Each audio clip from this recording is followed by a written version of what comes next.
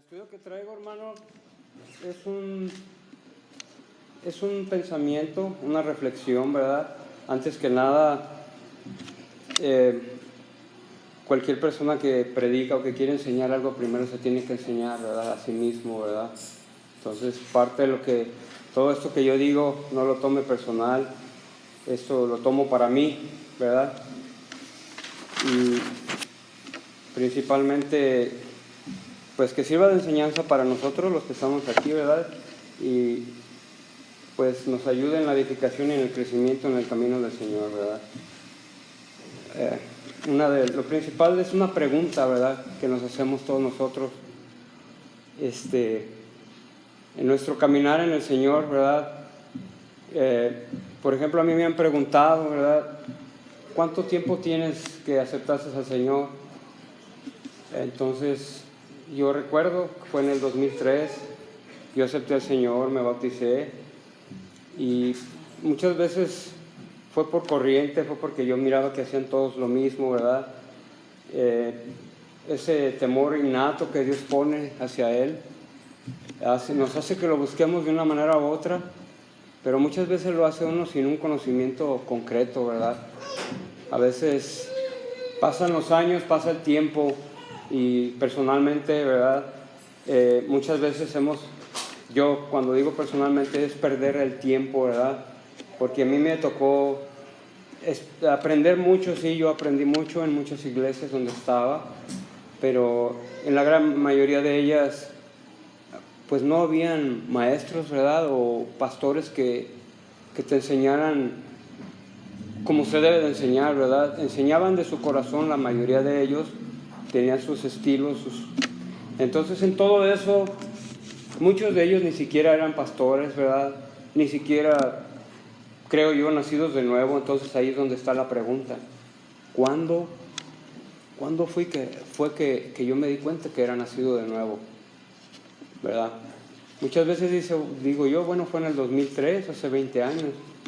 Pero me pongo a recapitular mi vida y me voy y empiezo a hacer algo como una investigación de mí mismo, ¿verdad? ¿Cómo puedo yo darme cuenta que soy nacido de nuevo? ¿Cómo puedo yo saber, verdad? Si nos vamos a Juan 3:8, ahí hay una respuesta, ¿verdad? En Juan 3:8 le dice el Señor, ¿verdad?, a los fariseos. Bueno, en el 6, nos vamos a ir un poquito atrás. Lo que es nacido de la carne, carne es, y lo que es nacido del Espíritu, Espíritu es. No te maravilles de que te dije, os es necesario nacer de nuevo. O sea, no te maravilles. El viento sopla de donde quiere y oye su sonido, mas ni sabes de dónde viene ni a dónde va. Así es todo aquel que es nacido de nuevo. Entonces, no sabes. El Señor lo está diciendo aquí. No sabes, no te das cuenta. Pero hay una cosa en la que tú te vas a dar cuenta. Son las evidencias, ¿verdad? Cuando tu vida empieza a cambiar, cuando tú empiezas a alejarte de lo que tú hacías antes que dañaba tu alma, que tú sabías que no era agradable a Dios, tú empiezas a mirar, bueno, ¿cuándo fue esto? ¿Cuándo es lo otro, verdad? Sigues a líderes de alabanza por lo bonito que cantan, por su carisma, te estás equivocando. Entonces ese no es el tiempo. Desde ahí yo todavía no estaba en el conocimiento correcto de la Escritura, siguiendo a hombres, escuchando supuestos apóstoles, gente que te enseñaba la Escritura de la manera que ellos querían, la interpretaban a su modo, no al modo de Dios, y uno se la creía. Pero hay una cosa, que el día que tú te arrepentiste de todo corazón de tus pecados, que tú le pediste al Señor, que le clamaste salvación, ese día no te diste cuenta, pero el Señor empezó a crear un cambio en ti. Esa necesidad de buscar de Dios cada vez más es una evidencia, ¿verdad? Entonces vamos a hablar de evidencias, ¿verdad? Es un nombre femenino, dice la calidad de evidente. Es una evidencia de la verdad. Es una cosa o un tema que es evidente, o sea, la evidencia demuestra algo. Es algo patente que manifiesta una certeza prueba y demuestra que no solo es cierto, sino que es claro. La evidencia es cualquier cosa que pueda usarse para probar algo, como la evidencia presentada en un juicio, o el rastro de boronas es un pan de evidencia de un camino, ¿verdad? Tú miras un rastro de panecitos así y tú dices, alguien estaba comiendo pan y se fue por allá. Tú estás viendo una evidencia, ¿verdad? No sabes quién es, pero hay una evidencia de algo. Entonces, evidenciar es una forma de demostrar, de hacer valer con hechos, testimonios o pruebas verdaderas de lo que se está diciendo, con evidencias. Un objeto evidente es algo que no se puede ocultar, es algo que está a la vista. Cuando es evidente, no se puede negar su existencia. La síntesis cerebral de una persona, que viene siendo su percepción, reconoce su presencia, lo evalúa y determina qué es y para qué sirve. Una evidencia se usa para probar un argumento hecho por un individuo o grupos que creen que algo es cierto o un hecho. Dios es una gran evidencia. Si usted voltea en este planeta, toda la belleza que este planeta tiene es una gran evidencia de la hechura de Dios. Nadie puede negar eso. Y los científicos se pelean entre ellos porque ellos quieren explicar que todo lo creado fue de la nada. Y de la nada no puede crearse las cosas. Fue un creador, alguien con un conocimiento vasto, impensable, porque el cerebro humano no puede entender la grandeza ni la sabiduría de Dios, ni cómo creó las cosas. Porque nosotros queremos crear cosas y no podemos. Por mucha ciencia que haya, nadie puede crear un ojo con tantos billones y billones de conexiones. Quieren hacerlo, pero jamás será un ojo como Dios lo creó. Un solo ojo, nomás estamos hablando de un ojo. No estamos hablando de todo lo demás que el Señor nos hizo a su imagen y semejanza. Por eso el ser humano es súper complejo. Y más complejo del ser humano es su corazón. Difícil de entender. Continuamos. Alternativamente, la evidencia se puede usar para refutar o para negar también. Acuérdense que una evidencia es para decir sí y otra evidencia es para demostrar lo contrario. Un hecho, un argumento con que las personas no están de acuerdo o que consideran que es falso. Eso es una evidencia negativa. La diferencia entre una prueba y una evidencia: la prueba es un hecho que demuestra que algo es real o verdadero. La evidencia es solamente una información que puede llevar a uno a creer que algo es real o verdadero. Te puede llevar, pero la prueba es otra cosa, no la evidencia. La prueba es definitiva y concluyente. La evidencia es tentativa, como una huella en un arma, ¿verdad? Cuando se comete un crimen, se encuentran una huella. Ellos tentativamente, si esa arma fue usada para un homicidio o un crimen y encuentran una huella, esa es una evidencia de que probablemente esa persona que la usó para asesinar, ¿verdad? Entonces, hay tres tipos de evidencia. Una es demostrativa. Es una evidencia, por ejemplo, mira, ahí está, eso pasó. La otra, la documentada, es la que está por una grabación. Yo grabé a alguien diciendo esto, ahí está una evidencia. Tomaste fotografías o algo, ¿verdad? Y la otra es la testimonial, que es la tercera, la testimonial de gente que miró el suceso que pasó, que se dio cuenta, ¿verdad? Entonces, hermanos, nuestras evidencias, todos las miramos. Yo puedo a veces juzgar mal y ver la evidencia de un hermano y decir esa evidencia es negativa o es positiva, ¿verdad? Todo depende de la persona que dio la evidencia, ¿verdad? Un ejemplo de evidencia de que Dios existe, como le había dicho, y es bien convincente, y te puede convencer, es convincente, es por su creación y es una prueba palpable de lo visible e invisible. Podemos tocar, podemos mirar las montañas, podemos sentir, podemos ver con nuestros 5 sentidos toda la creación de Dios. Y lo invisible es lo que no vemos, lo que tu ojo regular no ve, pero con la ciencia, con el microscopio, vemos lo invisible que creó Dios, que es otro mundo alternativo pequeño, que es invisible, pero es otro mundo, ¿verdad? En Romanos 1:19 dice la Escritura: porque lo que de Dios se conoce es manifiesto, pues Dios se los manifestó.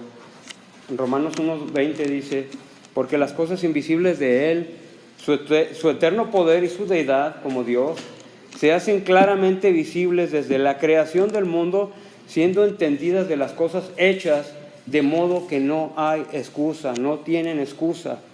En el 1:20, ¿verdad? En Colosenses 1:15 también habla de ello, ¿verdad? Dándole preeminencia al Señor Jesucristo como creador de las cosas. Nuestro Señor Jesucristo tuvo parte en la creación del universo. ¿Por qué? Porque Él es Dios. Él es parte de esa unidad que entendemos como Padre, Hijo, Espíritu Santo, que para muchos es algo impensable, increíble. Por eso hay tanta desviación, tanto que yo creo esto, que solo en Jehová, que solo Jesús, que solo esto. No entienden ese gran misterio que es la Trinidad, que es un solo Dios, pero son tres personas en un solo Dios. Y cada una trabaja a su manera, ¿verdad? Pero jamás se desliga una de la otra. Dice Colosenses 1:15, reconciliación por medio de la muerte de Cristo, eso dice arriba. Y dice, Él es la imagen del Dios invisible. ¿Él es la imagen de quién? Del Dios invisible. El primogénito de toda creación, está hablando del Señor Jesucristo. Porque en Él fueron creadas todas las cosas. Yo había dado un estudio acerca de esto, pero esto solamente lo voy a tomar como parte de lo que estoy enseñando. Porque en Él fueron creadas todas las cosas, las que hay en los cielos, las que hay en la tierra, visibles e invisibles, sean tronos, sean dominios, sean principados, sean potestades. Todo fue creado por medio de Él y para Él. Y Él es antes que todas las cosas, y todas las cosas en Él subsisten. Si no fuera por el Señor Jesucristo, no estuviéramos aquí. Si no fuéramos, no tendríamos vida, no hubiera ninguna creación. Entonces entendemos que el Señor Jesucristo no es nada más alguien que vino y se convirtió que vino como una deidad y llegó a la tierra y se hizo carne y todo. No, Él es un Dios supremo, ¿verdad? Él es parte de la deidad, es un solo Dios, pero en tres partes. Él es la cabeza del cuerpo, que es la iglesia. Nosotros somos la iglesia. El que Él es el principio, Él es el primogénito de entre los muertos, para que en todo tenga la preeminencia. O sea, nuestro Señor Jesús es el primero en todo, en creación, en resurrección, en todo. Ahora, vamos a entender un poquito de lo que estoy hablando, ¿verdad? Las evidencias de los creyentes antiguos, nosotros somos los creyentes modernos. Las evidencias de los creyentes antiguos, por fe, son las evidencias de muchos de ellos. ¿Por qué? Porque muchos de ellos no conocieron al Señor. Otros sí lo conocieron, ¿verdad? Pero todo es por fe, y así debe de ser para nosotros también. Por fe y para fe. Los antiguos hicieron tantas cosas, alcanzaron tantas promesas, se hicieron fuertes en batallas, otros recibieron tormentos. Nosotros no hemos recibido nada de eso, ni azotes, vituperios. Algunos que otros sí, que te tuercen la cara cuando estás evangelizando, o te hacen feo y pues dices tú, bueno, pues ni modo, ¿verdad? Prisiones, no hemos recibido prisiones ni cárceles, no hemos sido apedreados, ni aserrados como algunos profetas, que los abrían y con una gran sierra los partían en dos vivos. No nos ha tocado, a muchos profetas les ha tocado. Uno de ellos creo que es Isaías.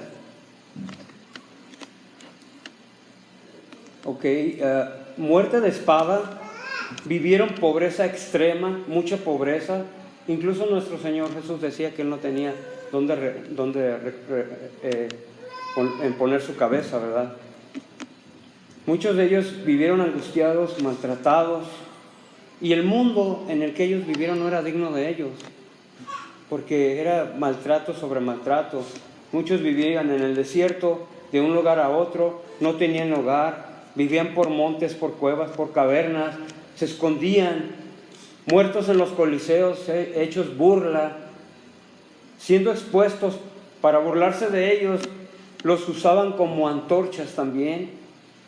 No sé si lo sabe, pero en Roma los ponían en unos palos a los cristianos y los amarraban hasta asfixiarlos con sogas, y les prendían fuego y los usaban como antorchas. A nosotros de cualquier cosa que nos dicen ya nos encendemos como antorchas. Y pues creo que no, ¿verdad?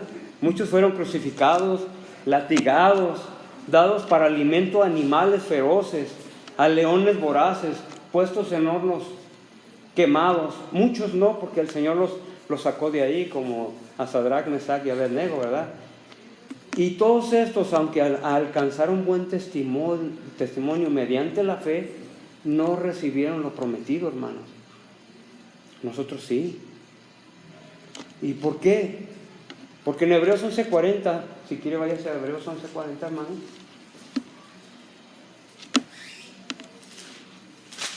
Fíjese por qué, porque Dios es tan bueno.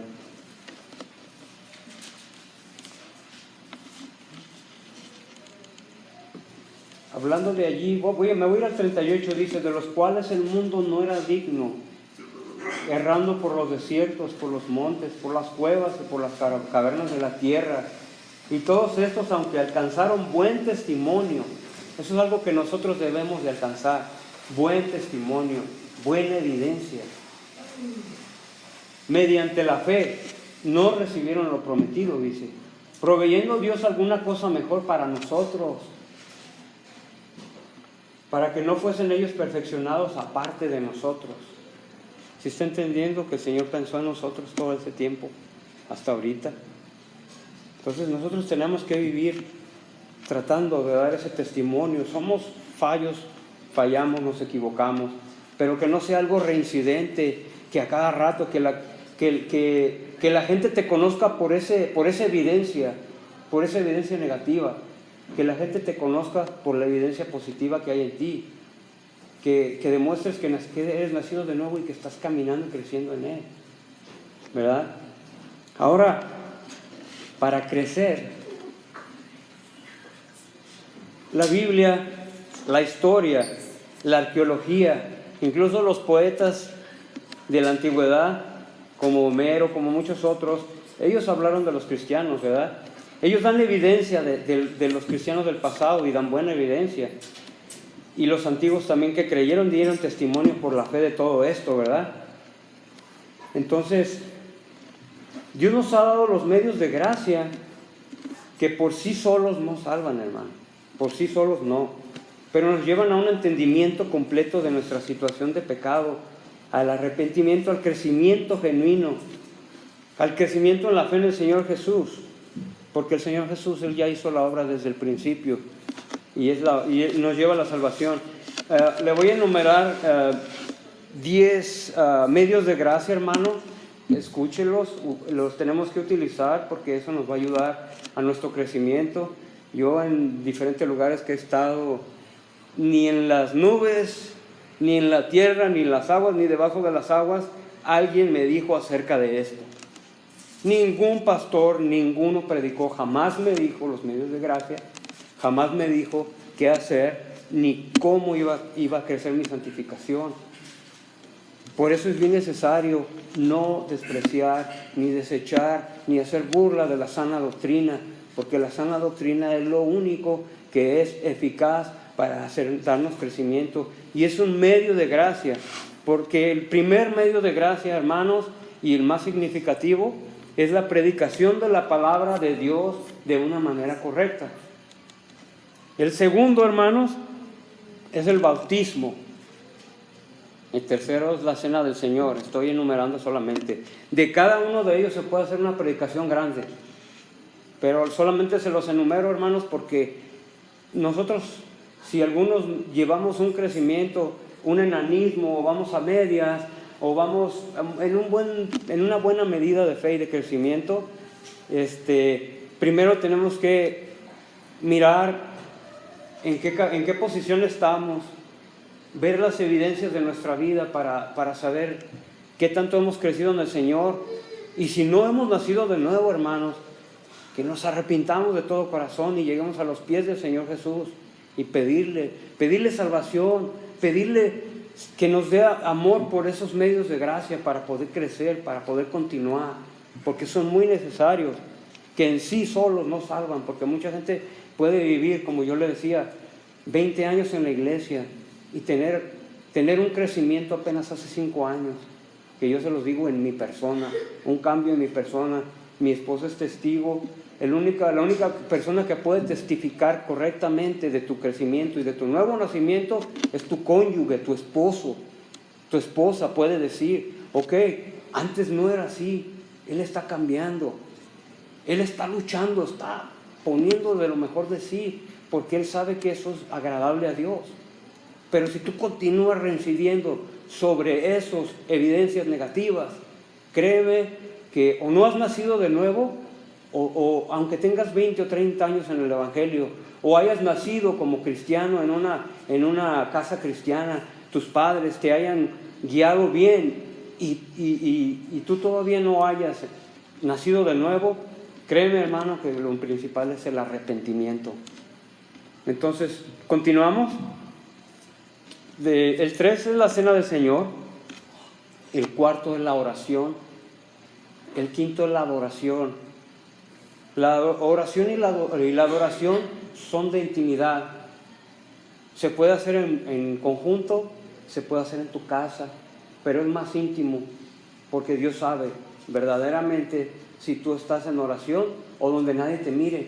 Por ejemplo, en tu trabajo, tú puedes estar declarando las grandezas de Dios, tú puedes estar orando, estar hablando con Dios, pidiéndole fuerza, sabiduría, salud, o que te ayude en cualquier cosa, en cualquier problema difícil que tú no puedas, pero tú estás orando, tú llevas una comunión con Dios, pero estás dando evidencias también donde tú trabajas, para que donde tú trabajas vean que tú eres un cristiano, pero no que lo estés gritando a los cuatro vientos.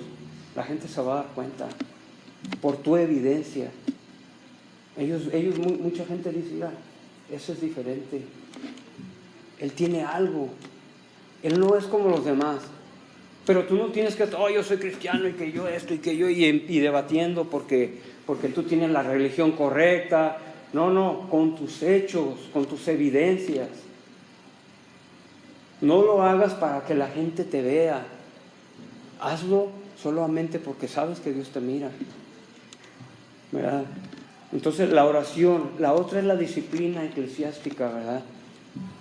Acerca de las ordenanzas que el pastor tenga, las cosas que él nos ponga a hacer. Si son buenas, las tenemos que hacer. No vamos a hacer algo que va en contra de Dios, no solamente porque el pastor te dice que lo hagas, ¿verdad? El otro de ellos es congregarse, hermanos. Congregarse, que es lo que estamos haciendo hoy. Es un medio de gracia el congregarse. Cuando te congregas y estás atento, escuchas la palabra de Dios. Otro medio de gracia es la ofrenda, porque tú estás ayudando para el pobre, para el necesitado, si eso se hace en tu iglesia local. Tristemente en otros lugares no lo hacen para sí mismos, ¿verdad? O lo hacen para mantener el templo, pero el templo somos nosotros, ¿verdad? El que es entendido, el pastor entendido, ayuda al necesitado, a la viuda que tiene hambre, al niño, al joven, o a alguien que tiene necesidad para algo, pero él sabe, él utiliza el medio de gracia, que es la ofrenda, para él utilizarlo como un medio de gracia, que viene siendo el servicio y también el ayudar al necesitado. Otro medio de gracia, hermano, es la evangelización, ¿verdad? Cuando alguien evangeliza, tiene que utilizar ese medio de gracia, porque lo vas a hacer con gozo, aunque muchos a veces tenemos temor de que la gente nos agarre pedradas o nos diga algo, ¿verdad? Hay que seguir adelante. Y otro medio de gracia es el servicio capacitado para la obra del Señor.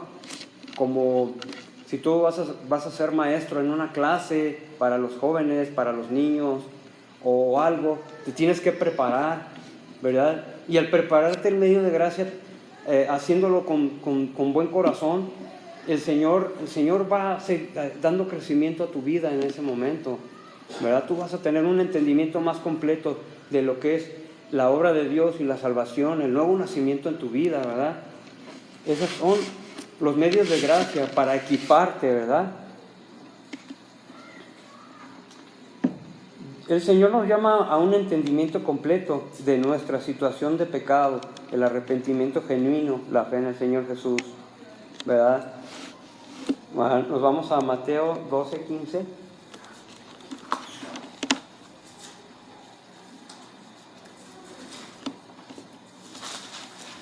Fíjese cómo está aquí esta escritura.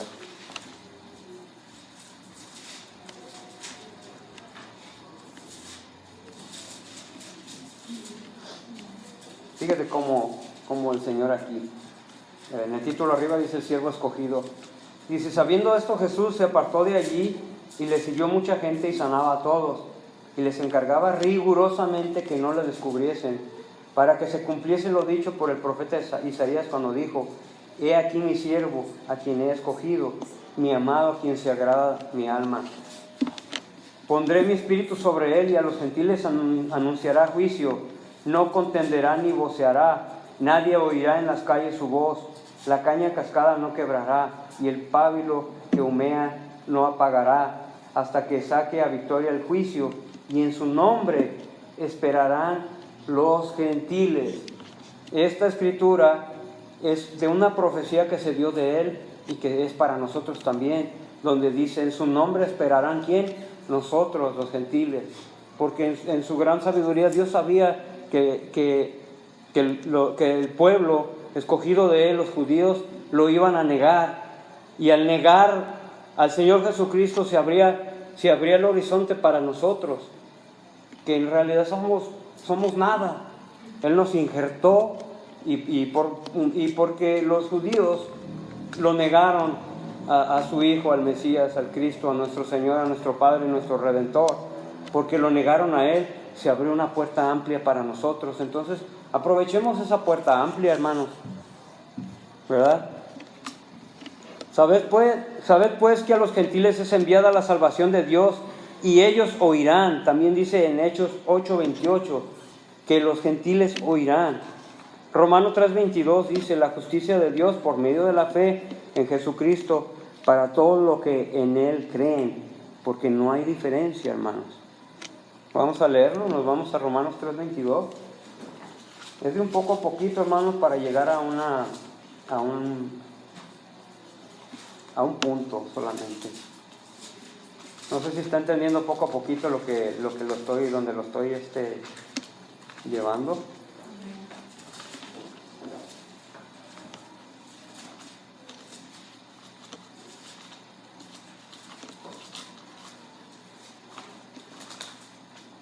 Okay, 3:22 dice, vamos a irnos en el 21, dice, la justicia es por medio de la fe. Pero ahora, aparte de la ley, se ha manifestado la justicia de Dios, testificada por la ley y por los profetas, la justicia de Dios por medio de la fe en Jesucristo, para todos los que creen en Él, porque no hay diferencia. ¿No hay diferencia entre qué? Entre judíos y entre gentiles. Por cuanto todos pecaron, todos pecaron, no hay ni uno. El único que fue sin pecado es nuestro Señor Jesús. Están destituidos de la gloria de Dios, porque todos nacimos de pecado, siendo justificados gratuitamente por su gracia mediante la redención que es en Cristo Jesús, a quien Dios puso como propiciación por medio de la fe en su sangre, para manifestar su justicia a causa de haber pasado por alto en su paciencia los pecados pasados. O sea, en su paciencia, teniendo paciencia, el Señor hizo pasar por alto nuestros pecados, o sea, los hizo a un lado por el sacrificio de nuestro Señor Jesucristo. En Efesios 2:8 al 10 dice que somos salvos por gracia, por medios de la fe. Ahora, en Zacarías 7:11, hermanos, está lo que hicieron los judíos.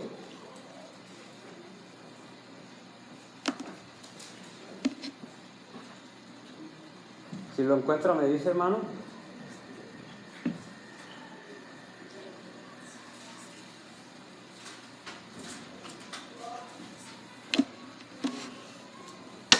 Ay.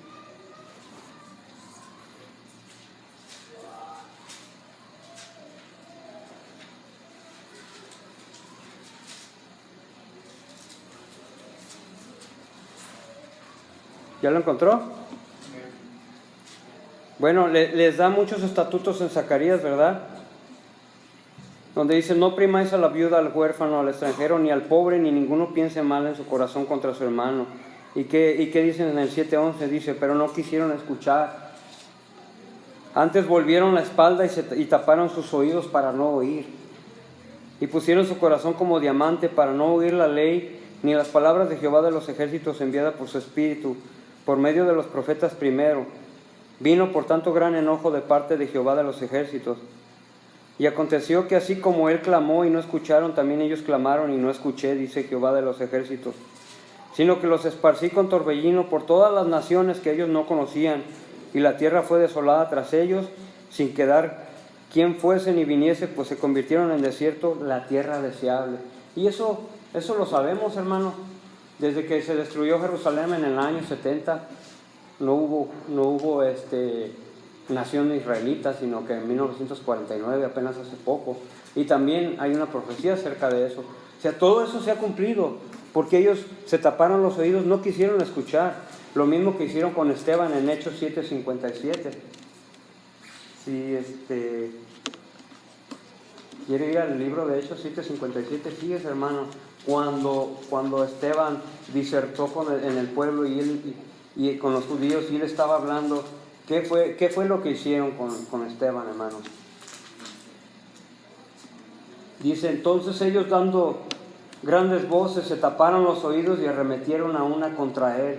No querían escuchar la verdad, se taparon los oídos, la verdad de Dios. Y echándole fuera de la ciudad le apedrearon, y los testigos pusieron sus ropas a los pies de un joven que se llamaba Saulo. O sea, ahí también creció el pecado, pero también la gracia. Ahí estaba Pablo, ¿verdad? Entonces Pablo evidenció todo eso que sucedió. Y créame que cuando le tocó arrepentirse, créame que lo hizo, se compungió y sufrió en su corazón acerca de las cosas que él mismo había hecho, ¿verdad? ¿Qué habla la Escritura sobre las evidencias de un convertido? ¿Qué tenemos que tener en evidencias? En Efesios 5:13 dice la Escritura: mas todas las cosas son puestas en evidencia por la luz, son hechas manifiestas porque la luz es lo que manifiesta todo. Entonces, crea, hermano, sus buenas evidencias, sus malas evidencias son manifiestas porque Dios todo lo sabe, ¿verdad? También la Escritura habla del buen árbol y del buen árbol sale buen fruto, ¿verdad? Entonces, uno de los principales consejos para estar en la fe y siendo enseñados está en Efesios 5:1 y en Gálatas 5:13. Pero antes de llegar ahí le voy a leer una evidencia de algo negativo. Estamos hablando un poco de las otras evidencias. Ahora vamos a hablar de las evidencias que son en contra de nosotros, porque el que es nuestro abogado también va a ser nuestro juez. Créame que no nos vamos a escapar, por mucho que queramos taparle el ojo, tratar de engañar, porque a Dios no se le engaña. Y si no hemos nacido de nuevo y continuamos reincidentemente con esos pecados, hermano, créame que va a llegar un tiempo en que ya no va a haber perdón por los pecados, ya no va a haber sangre que derramar, y eso también está en la Escritura, usted lo sabe. Una evidencia muy residente de un convertido o no nacido de nuevo es falta de amor, falta de perdón. Tú tienes que amar y perdonar al que te agrede, al que te lastima, sea quien sea. ¿Qué nos dice la Escritura? Amad a tus enemigos. Ahora continúa si es un familiar o un amigo. Tienes que amarlos si te lastiman, no importa. Porque el Señor te tiene que equipar de ese perdón. Un nacido de nuevo tiene que tener en el equipo entre sus, digamos, como un soldado, ¿no? Si eres un soldado, no vas a ir nomás con el puro traje, ¿verdad? Vas a ir equipado. ¿Cómo contrarrestar, cómo contraatacar al enemigo? Ya sea, vas a traer pistola, espada, o como habla la Escritura, ¿verdad? El yelmo de la salvación, el apresto del Evangelio, todo eso, ¿verdad? No vamos a estar sin tener el perdón y sin tener el amor, que son los principales. Una evidencia muy peligrosa, hermanos, muy peligrosa entre nosotros los hermanos, que a veces parece que como que no es nada, es el chisme. El chisme es más peligroso una persona que tiene muchos años en el Evangelio y no para de practicar esa evidencia negativa, o una de dos, o no ha conocido a Dios o su conversión no se ha definido, o su crecimiento no se ha definido. En el Antiguo Testamento se define como el que revela secretos, el que anda como chismoso propagando escándalos. Un chisme es un mensaje malintencionado, diseñado para lastimar a alguien o lastimar su testimonio. Ahora, lo contrario es decir la verdad y cómo ayudar a esa persona en amor y ayudarla a perseverar en la fe. Si una persona tiene algo que está mal, o digamos en la iglesia está alguien que tiene un aspecto muy negativo de su vida, entonces la Escritura habla que hables con él y por boca de 2 o 3 testigos, pero no de que divulgues lo que está haciendo, ¿verdad? Ahora, si nos vamos ya a un caso más extremo, digamos, si tenemos un pedófilo en la iglesia y no nos damos cuenta, pero alguien se dio cuenta, entonces, por cuidar a nuestros niños, yo creo en mí que no está mal de que nos alertemos y de que a esa persona le echemos un ojito por allí por cuidado a nuestros niños y mirar sus evidencias, si su crecimiento y su nuevo nacimiento es genuino, porque allí esa persona va a actuar de una manera diferente a como era antes, como el homosexual que ya no lo es, ya no actúa, como el ladrón que ya no roba, como el asesino que ya no asesina, ¿sí me entiende? Como el que vivía una vida totalmente negativa a las cosas de Dios, pero cuando viene a Cristo y se arrepiente y es nacido de nuevo, va a tener evidencias de su conversión, no las negativas. Yo entiendo que el crecimiento en el Señor es poco a poco, pero nosotros tenemos que pedirle al Señor que lo que más nos estorba, que Él nos ayude a quitarlo, ¿verdad? La intención de un chisme o de un chismoso a veces es de engrandecerse a sí mismo, haciendo quedar mal a alguien, y usted sabe que es verdad. Es de buscar adeptos, buscar amigos. Los chismosos hablan de defectos y debilidades de otros, revelan detalles vergonzosos que resultan como bochornos sobre la vida de otra persona, sin su conocimiento muchas veces, porque también es un chisme que otro le trajo y lo va a continuar, ¿sí me entiende? Y a veces también sin el conocimiento de la persona o su aprobación, o sea que usted está divulgando algo a sus espaldas de la persona y eso pues no está bien. Y aunque no tenga mala intención, sí, sigue siendo un chisme, ¿verdad? Siempre hay que tener en cuenta a Dios en todo lo que hagamos. Eso está en Romanos 1:28.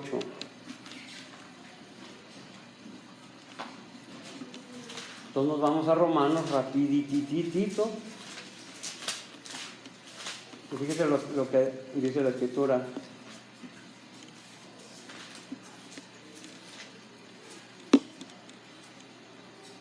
¿Qué dice la Escritura en Romanos 1:28? Dice, y como ellos no aprobaron tener en cuenta a Dios, Dios los entregó a una mente reprobada para hacer cosas que no convienen, estando atestados de toda injusticia, fornicación, perversidad, avaricia, maldad, llenos de envidia, homicidios, contiendas, engaños y malignidades, murmuradores, detractores, aborrecedores de Dios, injuriosos, soberbios, como era el pueblo de Israel.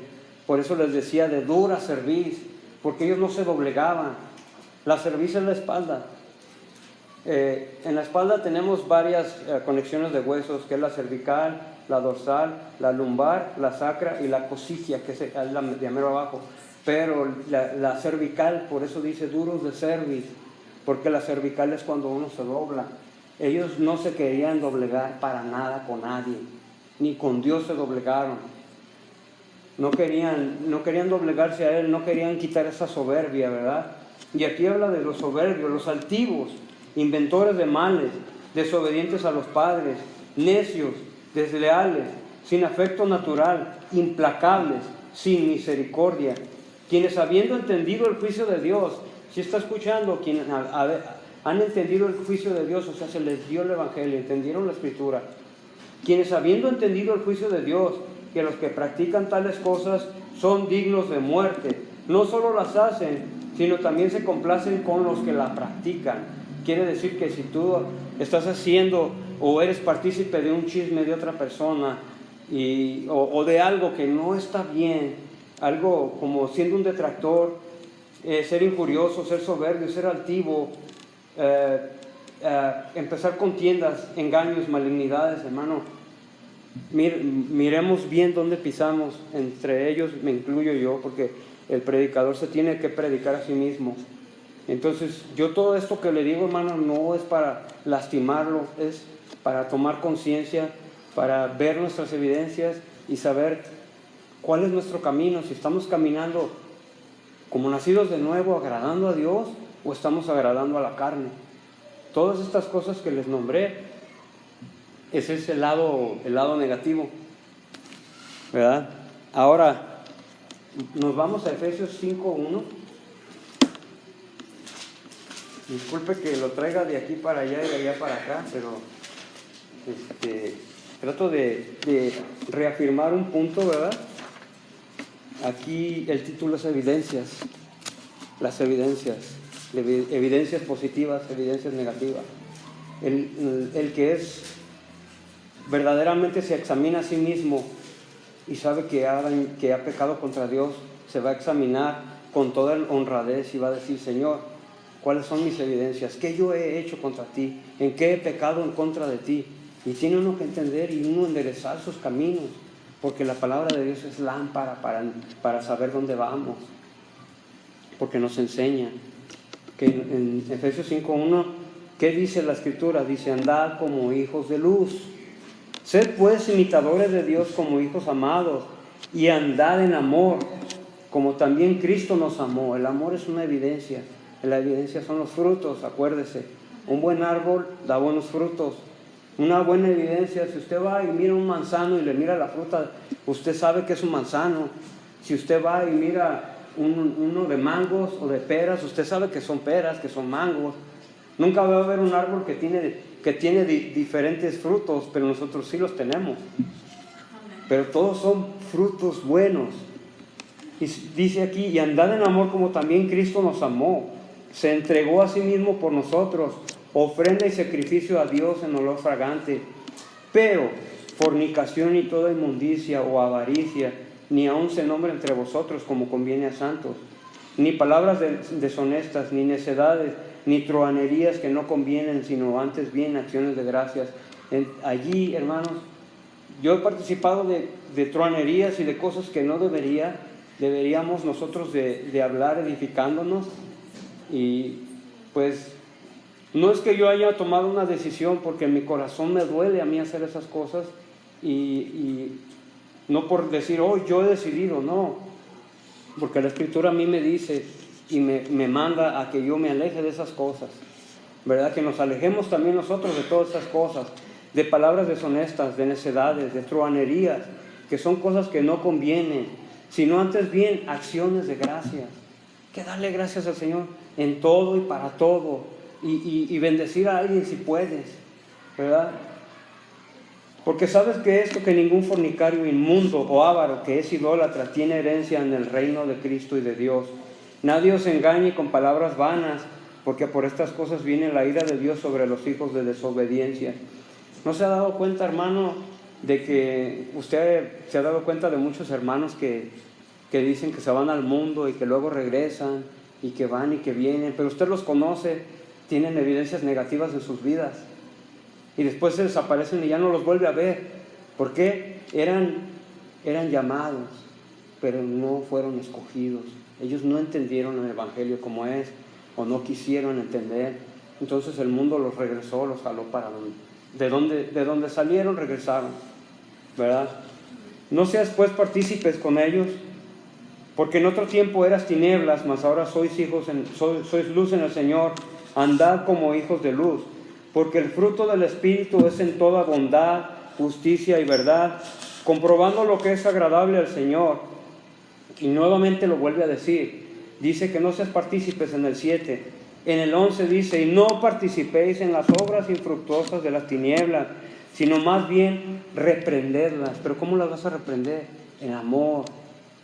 No reprendas lastimando a la persona, no le grites, no la ofendas.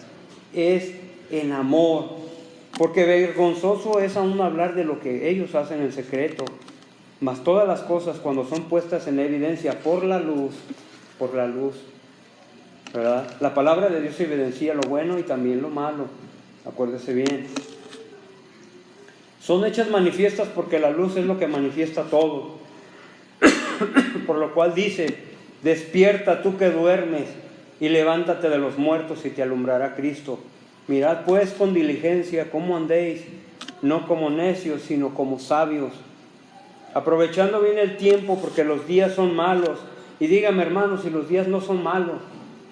La maldad está arreciando. Eso del LGBT y acerca del género, de que yo creo que yo soy un árbol y tengo ramas y que quiero que todos crean que yo soy un árbol. Hermanos, si eso va contra naturaleza. A ver, si eres un árbol, a ver, echa raíces que te salgan hojas. Yo miré uno de una persona que se creía que era ciega. ¿Y qué cree que hizo? Miraba bien, se quemó los ojos. Y ahora vive una vida miserable porque creyó que era ciega y se cegó. El que cree que es mujer se mutila.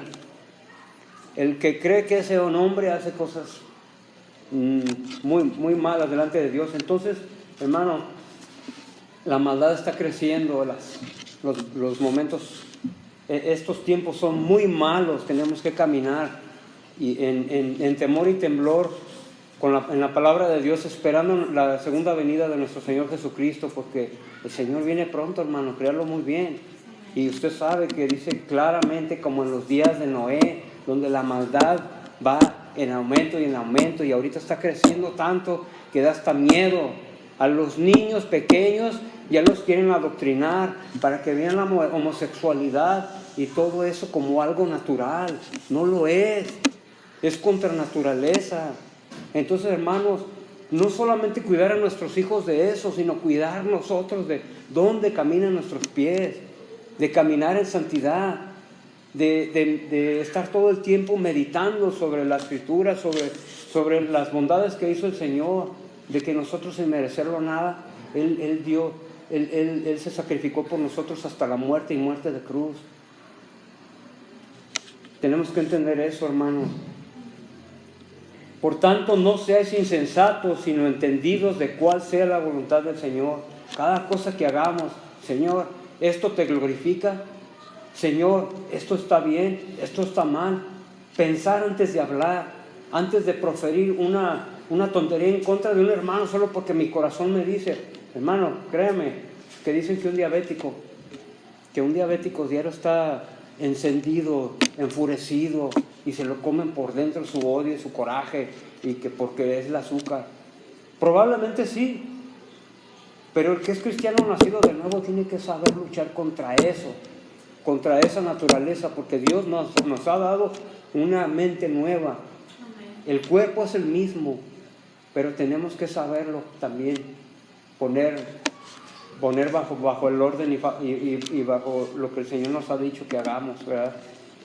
También tenemos que decirle a nuestro cuerpo: tú quieres dominarme porque eres de naturaleza caída, porque somos caídos. El cuerpo siempre quiere hacer lo contrario a lo del espíritu, pero nosotros tenemos que hacer lo posible para que el espíritu venza al cuerpo y no dejar que una supuesta enfermedad o una condición sea motivo como para que la gente nos conozca porque somos de mal carácter o mulos o reacios o negativos o malos, ¿sí me entiende? Eso no tiene nada que ver. Uno tiene que saber dominar a la carne. Ahora, no os embriaguéis con vino, en lo cual hay disolución, antes bien, sed llenos del Espíritu, hablando entre vosotros con salmos, con himnos, con cánticos espirituales, cantando y alabando al Señor en vuestros corazones, dando siempre gracias por todo al Dios y Padre, en el nombre de nuestro Señor Jesucristo. Entonces, no sé cómo estamos en tiempo ahorita. Ay, ya se terminó. Bueno, aquí Está también otra escritura que me gustaría que la buscara, hermanos. Está en Gálatas 5:13. Está luego atrasito. Dice la escritura: porque vosotros, hermanos, a libertad fuisteis llamados, solamente que no uséis la libertad como ocasión para la carne, sino servíos por amor los unos a los otros. ¿Qué está hablando allí? Está hablando, hermanos, de que no nos neguemos la ayuda, que nos sirvamos los unos a otros como siervos, no teniendo señorío de otros. El hecho de que yo diga, es que yo sé más, yo tengo 20 años en el Evangelio, o que yo soy predicador, o que yo soy apóstol, o que yo soy lo que sea, hermano. El que entiende el Evangelio como Dios lo explica, dice que nos amemos y nos sirvamos con amor los unos a los otros, no viendo ni estimándote tú más que tu hermano, sino que iguales, o incluso vernos nosotros como servidores. ¿En qué te puedo ayudar? ¿Sí me entiendes? Cualquier cosa, en lo que se pueda. Hay veces que no puede uno estar en el tiempo como para ayudar al hermano, pero también si uno lo va a hacer, que sea en amor, estimándonos como servidores de otros, ¿verdad? Y dice la escritura también: porque toda ley en esta sola palabra se cumple: amarás a tu prójimo como a ti mismo. Pero si os mordéis y os coméis unos a otros, ahí está hablando nuevamente del chisme. Mirad que también no os consumáis unos a otros. También dice las obras de la carne y el fruto del Espíritu. En el 16 dice: digo pues, andad en el Espíritu y no satisfagáis los deseos de la carne, porque el deseo de la carne es contra el Espíritu y el Espíritu es contra la carne, y estos se oponen entre sí para que no hagáis lo que quisieres. ¿Sí está entendiendo, hermano? A veces tu mismo cuerpo, tu misma naturaleza, tu misma condición te hace luchar contra el Espíritu. Entonces ahí es donde tú, si la carne gana, todo el tiempo está ganando la carne, hermano, detente y mira tus evidencias y recapacita y arrepiéntete.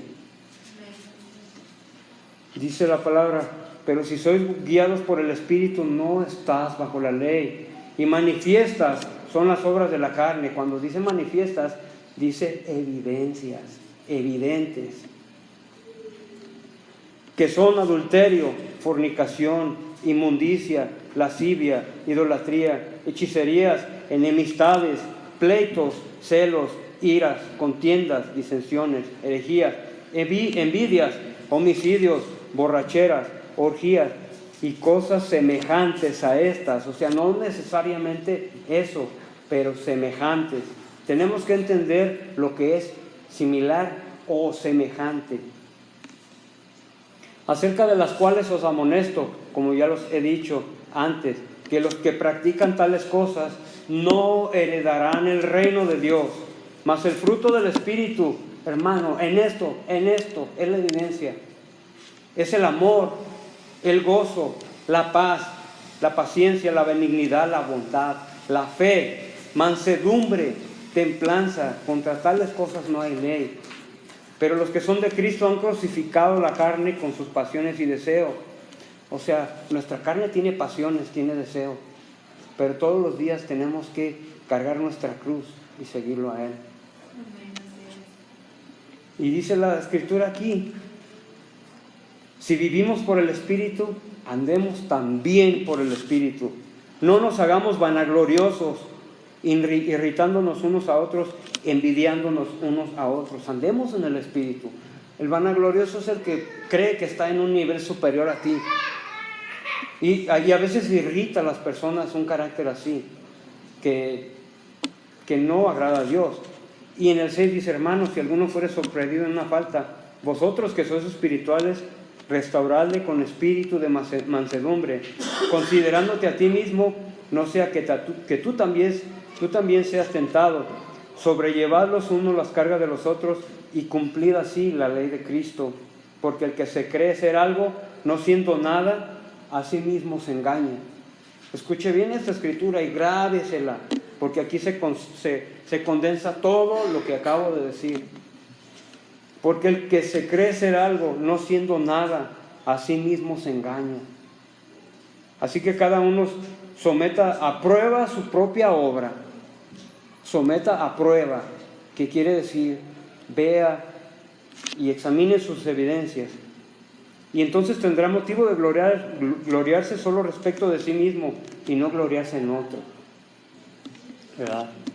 Entonces, hermano, le pido mucho al Señor que todo esto que hablé, lo tome en cuenta, yo lo tengo en cuenta y espero, hermano, que esto nos sirva y utilicemos los medios de gracia para crecer en el Señor, para que ese nuevo nacimiento no quedemos así enanitos, o quedemos bebitos, o quedemos como de 10 años o de 15, sino que tengamos una madurez plena en el Señor, ¿verdad? Y créame, hermano, que los tiempos son difíciles y lo tenemos que hacer, nos guste o no nos guste. El Señor ha puesto eso en nuestro corazón a los que hemos nacido de nuevo.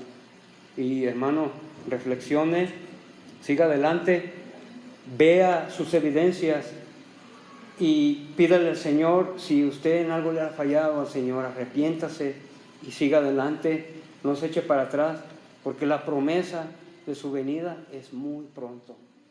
Dios le bendiga, hermano.